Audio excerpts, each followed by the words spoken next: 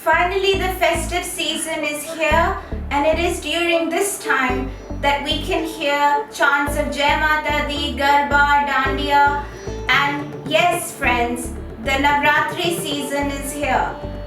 And it is during this time that we make foods, Indian food and sweetmeats. Hello, Namaste and Shubh Navratri, and welcome to Asha's Spice Box.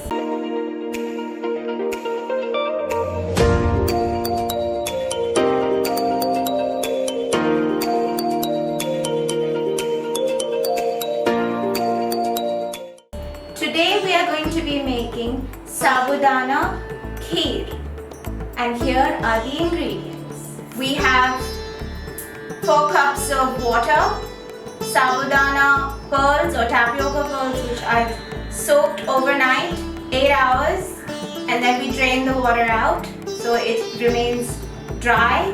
And then we have about 3 cups of milk, room temperature, which I have boiled previously, and khoya, mava or khoya, 1 cup of jaggery, 2 tablespoons of desi ghee, kaju or cashew nuts which I'm going to roast in 2 tablespoons of ghee, and 1 teaspoon of elaichi. First I'm going to turn on the heat, put in 4 cups of water into the pot, let it come to a boil. Then I'm going to add in the sabudana, let that become translucent. It takes about 4 to 5 minutes. Then I'm going to put in the milk, let that come to a boil. It takes about 5 to 6 minutes, a good boil.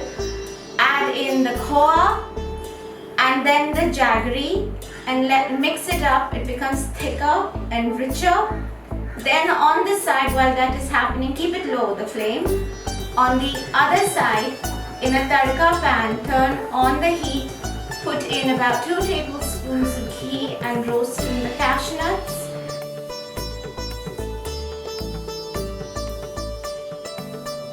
On about medium to low flame, actually low flame, let it roast the kaju, a bit toasty.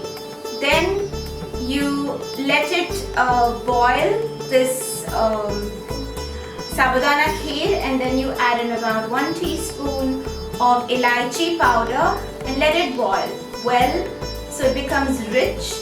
Let it not get burnt. Keep mixing about 4 to 5 minutes. And voila, ladies and gentlemen, here we have Sabudana Kheer to break your Navratri fast. And if you like this Sabudana Kheer, please like, share and subscribe. Jai Mata Di and bye-bye.